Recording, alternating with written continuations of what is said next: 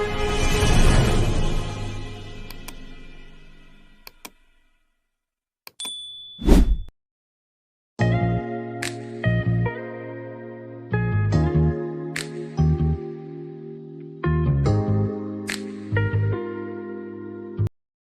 Friends, good morning. Welcome back to Radhika Kalyan channel. ఈరోజు నేను చేస్తున్న వ్లాగ్ వచ్చేసి రాత్రి సీతాపూర్కి జస్ట్ 2ంటికి వచ్చాము. పడుకుంది 3:30కి. 4:30కి నిద్ర లేచేసాము, అంటే 1 అవర్ పడుకున్నాము. తలక్షణం అంతా అయిపోయింది. ఇప్పుడు అంతా ready set go for Kedarnath. So కేదార్నాథ్కి నేను బ్యాక్ ప్యాక్ అంతా రెడీ చేసేసుకున్నాను. ఈ డ్రెస్ లోపల అయితే నేను ఆల్రెడీ ఎడ్ చేసేసి థర్మల్ వేర్ వేసేసుకున్నాను. దానికి కావాల్సిన ఐటమ్స్ కూడా బయట రెడీగా తీసి పెట్టుకున్నా. కానీ బయట మాకు ఒక వండర్ఫుల్ సర్ప్రైజ్ ఉంది. అదేంటో మీకు చూపిస్తాను పదండి. ఇదిగోండి నేనైతే బ్యాక్ ప్యాక్ ఇలా రెడీ చేసేసుకున్నా. స్వెటర్ ఇది. సో నాకు కావాల్సిన లగేజ్ అంతా మిగతాది ఇక్కడే హోటల్లో పెట్టేసేస్తున్నాను. సో మీకు చెప్తానన్న సర్ప్రైజ్ వచ్చేసేసి ఇది. ఆ వర్షం చూడండి ఒకసారి, అది పరిస్థితి. సో ఇప్పుడు టైం వచ్చేసి అర్లీ మార్నింగ్ 5 to 5:30 మధ్యలో ఉన్నామన్నమాట. సో మేమేంటంటే 4:30కి లేచేసి యాజ్ ఎర్లీ యాజ్ పాసిబుల్ కేదార్నాథ్కి స్టార్ట్ అవుదామని మేము అనుకుంటే, ప్రకృతి చూడండి ఎలా పరీక్షిస్తుందో. ప్రకృతి అనే కన్నా శివయ్య పరీక్ష అనుకోవచ్చు. ఎలా ఏంటి, నేను ఎన్ని పరీక్షలు పెట్టినా మీరు వస్తారా రారా అని బహుశా ఆయన పరీక్ష కావచ్చు. కానీ మేమేంటంటే ఈరోజు 15వ తారీఖు జూన్ నెల 2025. ఈరోజు ఏంటంటే ఆదివారము. ఈరోజు మేము కేదార్నాథ్కి కొండకి చేరిపోతే పొద్దున్నే, అంటే సోమవారం పొద్దున్నే శివయ్యకి అభిషేకం చేయొచ్చు అని మా గ్రూప్ అంతా. కానీ ఆ శివయ్య ఎన్ని పరీక్షలు పెడతాడో, ఏం చేస్తాడో ఏమీ అయితే అర్థం కావటం లేదు. ఇప్పుడు వర్షం తగ్గే వరకు కూడా మనం ఖచ్చితంగా ఆగాల్సిందే. ఎందుకంటే ఈ వర్షంలో మనం ముందుకు సాగాలంటే చాలా కష్టం. మెయిన్గా కేదార్నాథ్లో ఉండే మెయిన్ ప్రాబ్లం ఏంటంటే, వర్షం పడిందంటే చాలా హెవీగా వర్షం పడి మనకేంటంటే కొండపైన ఉండే కొండ చర్యలు అవన్నీ కింద పడిపోవటం, ల్యాండ్ స్లైడ్స్ జరగటం, ఒక్కొక్కసారి ప్రాణాలకే ప్రమాదం జరిగే ఉంటుంది. అందుకని చెప్పేసి మాకు గ్రూప్ అంతా కూడా కొంచెం టైం తీసుకుందాం అనుకున్నాము. సో అందరం కూడా ఇప్పుడు ఆల్మోస్ట్ 6:30 అయింది. ఇప్పుడు జస్ట్ వర్షం ఆగిందనమాట. మాకు రాత్రి చెప్పాను కదా, రాత్రి మేము వచ్చేసరికి ఆల్మోస్ట్ 2:30 అయిపోయింది. మాకు ఇచ్చిన హోటల్ వచ్చేసి ఇది సీతాపూర్ అనమాట. సీతాపూర్ కంటే జస్ట్ మన సోంప్రయాగ్ పక్కనే ఉంటుంది. హోటల్ పేరు వచ్చేసేసి హోటల్ స్వయంభూ అనమాట. ఇక్కడంతా మా గ్రూప్ని నిల్చోపెట్టి వంశీ అక్కడ విషయాలన్నీ చెప్తున్నాను అనమాట, ఎలా ఉండాలి ఏంటి అనేది అనమాట. అండ్ ఈ ట్రెక్కింగ్ అది ఎలా చేయాలి, ట్రెక్కింగ్ చేసేటప్పుడు జాగ్రత్తలు ఏంటి అన్నీ కూడా చెప్తూ ఉన్నాడు అనమాట.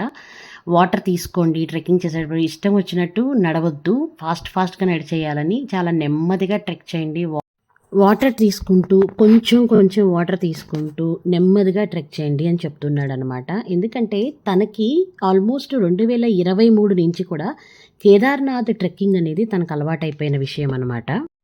ఇప్పుడు మనం కొంచెం ఈ కేదార్నాథ్ రథయాత్ర గురించి కూడా తెలుసుకుందాము. అలాగే ఈ గుడిని ఎప్పుడు తెరుస్తారు, ఎప్పుడు మూస్తారో కూడా మనం తెలుసుకుందాము.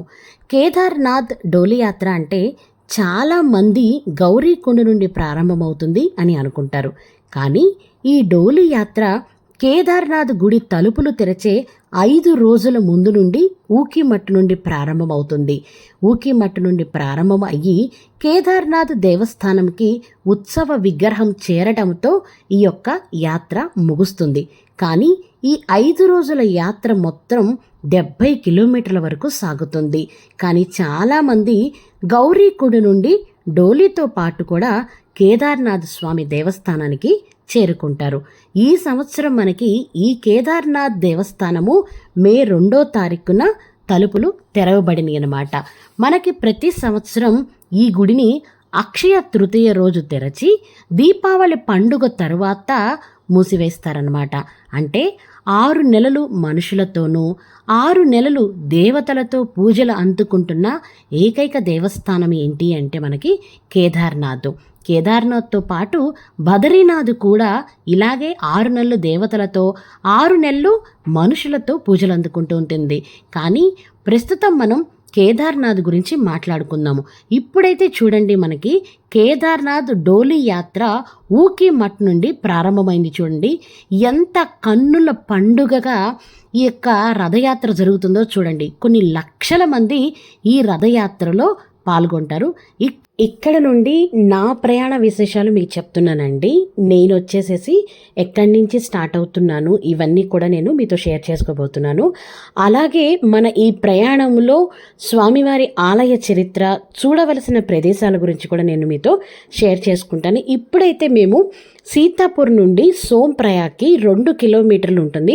ఆ 2 కిలోమీటర్లు నడుచుకొని వచ్చిన తర్వాత ఇక్కడ సోంప్రయాగ్ దగ్గర చూడండి ఎంత పెద్ద క్యూ ఉందంటే. ఈ క్యూ ఎందుకు అంటే, మనం ఆల్రెడీ ఆన్లైన్లో రిజిస్ట్రేషన్ చేసుకున్న టికెట్స్ని అక్కడ తనిఖీ చేస్తారనమాట. అది కూడా ఆల్మోస్ట్ ఒక 3 to 4 కిలోమీటర్స్ తర్వాత తనిఖీ చేస్తారు.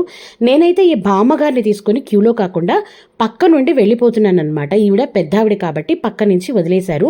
ఇక్కడ నుంచి మేము పక్కన వెళ్ళిపోతున్నాము.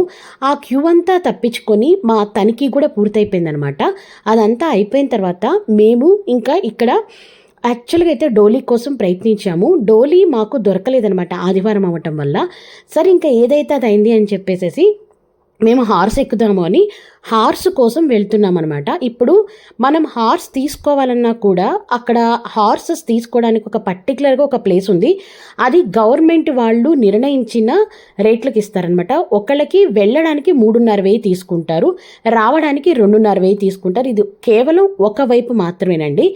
ఇప్పుడు మనము ఆ హార్స్ తీసుకోవడానికి కూడా ఇక్కడ నడుచుకుంటూ వెళుతున్నాం అనమాట. మనము బామ్మగారు నేను అయితే గనక ముందే వచ్చేసాము. మా బ్యాచ్ అంతా కూడా వెనకాల ఉండిపోయిందనమాట. సో మాకు డోలీ దొరకలేదు కాబట్టి మేము ముందుకి హార్స్ కోసం వెళ్తున్నాం అనమాట. హార్స్ కౌంటర్, ఆ హార్స్ కౌంటర్ కూడా మాకు గౌరీకుండ దగ్గర ఉంది అని చెప్పారు. సో గౌరీకుండ దగ్గరికి అయితే ప్రస్తుతానికి మేము వచ్చాము. మధ్యలో మాకు సీతాపూర్ నుండి గౌరీకుండకి వచ్చే మధ్యలో కొంచెం సేపు వర్షం అయితే మధ్యలో గ్యాప్ ఇచ్చింది. ఇప్పుడైతే మళ్ళీ మొదలైపోయింది. సరే ఏదైతే అదైంది, ఇంత దూరం వచ్చాము, అంతా ఆ శివయ్య మీదే భారం వేసేసి ముందుకు వెళదాము అని చెప్పేసి ఇక్కడికి వచ్చి మేమైతే టికెట్స్ తీసేసుకున్నాము. వెళ్ళడానికి 3,500 లెక్కన టికెట్స్ అయితే తీసేసుకున్నామండి. ఇంకే ఇప్పుడు మేము హార్స్ దగ్గరికి ఇక్కడి నుంచి మళ్ళీ కొంత దూరం నడవాలన్నమాట. ఎందుకంటే ఆ హార్సెస్ అంతా కూడా ఒక పాయింట్లో పెట్టుంటారు. ఆ పాయింట్ దగ్గర వాళ్ళు మనం తీసుకున్న టికెట్ని తనిఖీ చేసి గవర్నమెంట్ వాళ్ళు మన పేరు, మన ఫోన్ నెంబరు, మనకేమైనా ఇబ్బంది వస్తే మన ఫ్యామిలీ మెంబర్స్ ఫోన్ నెంబర్ కూడా తీసుకొని ఇంకా అక్కడి నుండి హార్స్ ఎక్కిస్తారనమాట. ఇదిగో చూడండి, ఈ ప్రదేశం అంతా కూడా మనం హార్సెస్ ఎక్కే ప్రదేశం అనమాట. ఇక్కడే మేము ఇంకా గుర్రాలు ఎక్కేసేసి కేదార్నాథ్కి బయలుదేరుతున్నాం అనమాట. ఇప్పుడు మేమైతే గుర్రాలు ఎక్కుతున్నాము. మేము కరెక్ట్గా గౌరీకుండ దగ్గర ఉన్నామన్నమాట. ఇది వచ్చేసి గౌరీకుండ అండి. ఇక్కడ పార్వతీ అమ్మవారికి మనము నమస్కారం చేసుకొని వెళ్ళి స్నానం చేసి బయలుదేరుతారు యాక్చువల్గా అయితే. కానీ ఏంటంటే అక్కడ ఎక్కువ మగవాళ్ళు స్నానం చేస్తున్నారు కాబట్టి మనం కనీసం వెళ్ళి పార్వతీ అమ్మవారికి నమస్కారం చేసుకొని కొంచెం ఆ నీటిని తలపైన చిలకరించుకొని మనం బయలుదేరితే బాగుంటుంది. ఇక్కడ ప్రకృతి అనాలో లేకపోతే ఆ దేవుడి లీల అనాలో తెలియదు, పక్కన ప్రవహిస్తున్న నది చూశారు కదా, అక్కడ -డిగ్రీస్లో కాలు పెడితే ఎక్కడ గడ్డ కట్టకపోతుందా అనేటట్టు నీరు, ఆ పక్కనేమో వేడి నీటి బుడగలతోటి గౌరీకుండలో వేడి నీళ్ళు వస్తుంటాయి. అదంతా మరి దైవేచ్ఛ కాకపోతే ఏమంటారు చెప్పండి. ఇది వచ్చేసి ఇప్పుడు మనకి ఈ ఆర్చ్ ఉంది కదా, ఈ ఆర్చ్ దగ్గర నుంచే మన ప్రయాణం మొదలవుతుంది. అది డోలీ కావచ్చు, గుర్రం కావచ్చు, లేకపోతే మీరు కాలి నడకన నడవటం కావచ్చు, ఏదైనా కూడా మనకి ఇక్కడ నుంచి మనకి మొదలవుతుంది. అండ్ ఇప్పుడు నేను మీతో షేర్ చేసుకోబోతున్న ఒక చిన్న విషయం, నేనైతే ప్రస్తుతానికి డోలీ మీద ఉన్నాను. డోలీలో ఎందుకున్నారు మీరు, హార్స్ కదా వెక్కింది అనుకుంటారేమో, కానీ నేను ఈ వీడియో తీసి మీకు చెప్పే టైంకి ఒక రోజు గడిచిపోయిందండి. యాక్చువల్గా నిన్న 15వ తారీఖు వర్షం ఉంది అని చెప్పాను కదా, మేము హార్స్ ఎక్కి ఒక 6 కిలోమీటర్లు ముందుకు వచ్చేసరికి విపరీతమైన కుంభవృష్టిలో ముద్దగా తడుచుకుంటూనే వచ్చాము. ఆ 6 కిలోమీటర్ల తర్వాత అతి పెద్ద ల్యాండ్ స్లైడ్ జరగటం వల్ల పోలీసులు మమ్మల్ని వెనక్కి పంపించేశారనమాట. ఇంకా ముందుకు వెళ్ళే అవకాశం లేక మేము 15వ తారీఖు కేదార్నాథ్ చేరలేకపోయామన్నమాట.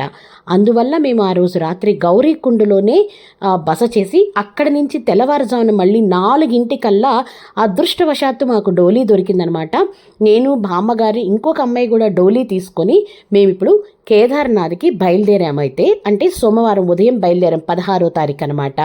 అయితే ఇప్పుడు మాత్రం క్లైమేట్ చాలా చాలా బాగుంది. ఎండ వచ్చేసింది, 5:30, 6 కూడా ఎండ వచ్చేసింది. దేవుడి దయ వల్ల ఇంకా ఈ క్లైమేట్ ఇలానే ఉండాలని కోరుకుంటున్నాము. కొంత దూరం ప్రయాణించిన తర్వాత చూశారు కదా, ఇందాక నేను మీకు చూపించాను కదా, అందమైన హిమాలయాలు కూడా కనిపించేసాయి అనమాట. అదిగో చూడండి, ఇప్పుడిప్పుడే సూర్య భగవానుడు అలా నిద్రలేస్తూ ఎంత అద్భుతంగా ఉందంటే, అంటే ఆ ఎండ వచ్చి అలా హిమాలయాల మీద పడుతూ ఉంటే ఏదో ఒక అద్భుతాన్ని చూసినట్టుందనమాట. అది మన కళ్ళతో చూస్తే తప్పించి నేను కావచ్చు, లేకపోతే ఇంకా ఎంతమందైనా ఎంత వివరించినా కూడా అది మీరు మన కళ్ళతో ఆస్వాదిస్తేనే ఆ యొక్క అద్భుతాలను మనం ఆస్వాదించగలం. ఎంత చెప్పినా కూడా తనివి తీరదనమాట. చూశారు కదా, ఇక్కడ నిన్న ఏదో ఒక మహా పెద్ద ప్రళయం, అంటే ఇప్పుడు ఈ వాటర్ ఫాల్స్ ఎంత చక్కగా పడుతున్నాయి చూడండి. అక్కడ నిన్నైతే ఏదో ఒక పెద్ద నది వచ్చి ప్రవహిస్తుందేమో అన్నంత వాటర్ ఫాల్స్ ఉంది. ఇప్పుడు చూడండి ఎంత అందంగా ఉందో. ఇక్కడ నుండి మనము ఈ ప్రకృతి గురించి ఎంత మాట్లాడుకున్నా కూడా మనకేంటంటే తనివి తీరదు. ఇక్కడ ప్రతి అణువులో ప్రతి అడుగులో ఆ శివయ్య ఉన్నాడు అనిపిస్తుంది మనకి. అది మనం అక్కడికి వెళితేనే అనుభవించగలము ఆ యొక్క అద్భుతాన్ని. అంతేగాని నేను మాటల్లో చెప్పినంత మాత్రానైతే అది మీరు అంటే మాటల ద్వారానే వినగలరేమో, కానీ అది అంటారు కదా, మనం ఒక గుళ్ళోకి వెళ్తే ఆ ఒక పాజిటివ్ వైబ్ ఉంటుంది అంటారు చూశారు, అలాంటిది అది మీరు అక్కడికి వెళితేనే మీరు అది అనుభవించగలరనమాట. ప్రతి అణువులో ప్రతి అడుగులో కూడా అక్కడ ఆ శివయ్య ఉంటాడు, ఖచ్చితంగా ఉన్నాడు కూడా. నేను అందుకే దీనికి కూడా ఆ శివయ్యతో ఆ శివయ్య కోసం ప్రయాణం అని పెట్టాను. ఎందుకంటే మనం సాగే ప్రతి అడుగులో కూడా, మనం చేసే ఈ ప్రయాణంలో ప్రతి అడుగులో శివయ్య మనతోనే ఉంటాడు. అలా అనుకొని ముందుకు వెళితేనే మనం ఆ శివయ్యను చూడగలము. ఇక్కడ నుండి మనము ఆలయ విశేషాలని, అలాగే గుడి చరిత్ర గురించి, అలాగే అక్కడ చూడవలసిన ప్రదేశాల గురించి కూడా మనము తెలుసుకుంటూ ముందుకు వెళదాము. కేదార్నాథ్ మందిరం అనేది శివునికి అంకితం చేయబడిన హిందూ దేవాలయం, మహాపుణ్యక్షేత్రం. మందాకిని నదికి సమీపంలో గహ్వల్ హిమాలయ శ్రేణులలో ఉన్న కేదార్నాథ్ భారతదేశంలోని ఉత్తరాఖండ్ రాష్ట్రంలో ఉంది. తీవ్రమైన వాతావరణ పరిస్థితుల కారణంగా ఈ ఆలయం ఏప్రిల్ అక్షయ తృతీయ రోజున తెరవబడి నవంబర్ దీపావళి పండుగ తర్వాత ఇది మూసివేయబడుతోంది. సాధారణ ప్రజల కోసం తెరచి ఉండే ఈ 6 నెలలు కూడా ఇక్కడ ఎంతో విశేషమైన పూజలు జరుగుతూ ఉంటాయి. శీతాకాలంలో కేదార్నాథ్ ఆలయం నుండి దేవతా విగ్రహాన్ని కిందకి తీసుకొని వచ్చి ఊకీమఠ్ ప్రదేశంలో ఉంచి 6 నెలల వరకు పూజలు నిర్వహిస్తారన్నమాట. ఈ ఆలయానికి నేరుగా రోడ్డు మార్గం లేదు. గౌరీకుండ్ నుండి 22 కిలోమీటర్లు ఎంతో ఎత్తులో ఉన్న కష్టతరమైన ప్రయాణం ద్వారా మనం ఈ కేదార్నాథ్ ఆలయం చేరుకోవాల్సి వస్తుంది. అలా చేరుకోలేని వారి కోసం డోలీ సేవలు అందుబాటులో ఉంటాయి. ఈ ఆలయం గంగా నదికి ఇతిహాసాల ప్రకారం మందాకిని నది ఒడ్డున ఉన్నది. పాండవులచే నిర్మించబడిందని శివుని పవిత్ర 3583 మీటర్లు జ్యోతిర్లింగాలలో 755 అడుగుల ఎత్తులో ఈ దేవస్థానంలో ఉన్నది. తపస్సు చేయడం ద్వారా పాండవులు శివుని ప్రసన్నం చేసుకోవడం కోసం నారాయణ ఆలయం నిర్మించారు అని అంటారు. నివసించడానికి అంగీకరించినట్లు కథనం. కురుక్షేత్ర యుద్ధము తర్వాత వ్యాసముని సలహా మేరకు పాండవులు యుద్ధ సమయంలో వారు తమ బంధువులను చంపినందుకు శివుడిని దర్శించి క్షమాపణ కోరడానికి ఇక్కడికి వచ్చారని చరిత్ర.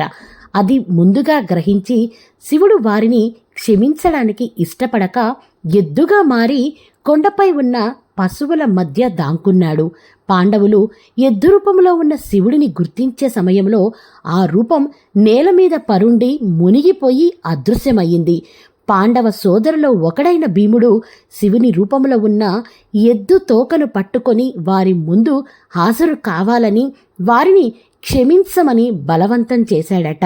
దానికి ప్రాయశ్చిత్తంగా పాండవ సోదరులు కేదారనాథులో మొట్టమొదటిగా ఈ ఆలయాన్ని నిర్మించారని ఒక కథనం.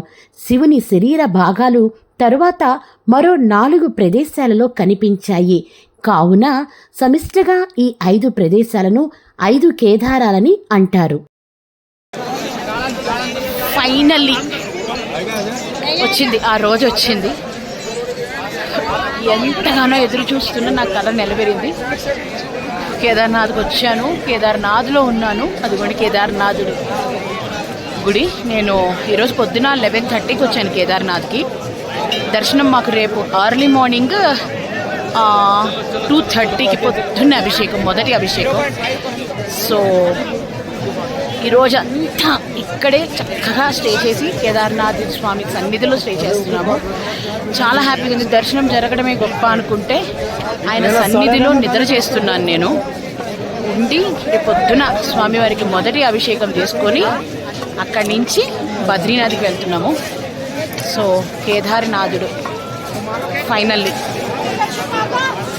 నా కళ అయితే వస్తానా, ఎప్పుడు నేను ఎవరన్నా వెళ్ళొస్తే వెళ్తానా నా జీవితంలో అనుకునేదాన్ని. ఒక్కసారైనా లైఫ్లో చేయాల్సిన పరమ పవిత్రమైన ఎంతో సాహసంతో కూడుకున్న యాత్ర కేదార్నాథ్ యాత్ర. సో అలాంటిది ఈరోజు ఫైనల్గా నేను ఈ స్థానంలో ఇక్కడ నిల్చుకొని సో మీకు కేదార్నాథ్ స్వామి గుడి చూపిస్తున్నానంటే నా పూర్వజన్మ సుకృతం అనుకోవాలి. And thanks to my husband, my kids and my parents. They are taking care of మా పిల్లల్ని అమ్మ వాళ్ళు చూసుకుంటున్నారు. నాకు సపోర్ట్గా నా హస్బెండ్, పిల్లలు. సో ఇక్కడి నుంచి మనము బద్రీనాథ్కి వెళ్తాము. సో ఇక్కడి నుంచి మనం ఇక్కడున్న ప్రదేశాలు, వాటి విశేషాలు కూడా తెలుసుకుందాము. నేనైతే మీతో ఇక్కడి నుంచి మాట్లాడేసేసి నేను ఈ గుడి పరిసర ప్రాంతాలన్నింటినీ చూడండి చక్కగా వీడియో తీసుకొని వెళ్ళి స్నానం చేసేసి వచ్చి గుడి ముందు అలా కూర్చుండిపోయానండి. అంటే నేను ఏంటంటే తిరుపతికి వెళ్ళినా కూడా ముందు రోజే చేరుకుంటాం కదా తిరుపతికి, రేపొద్దున దర్శనం అంటే.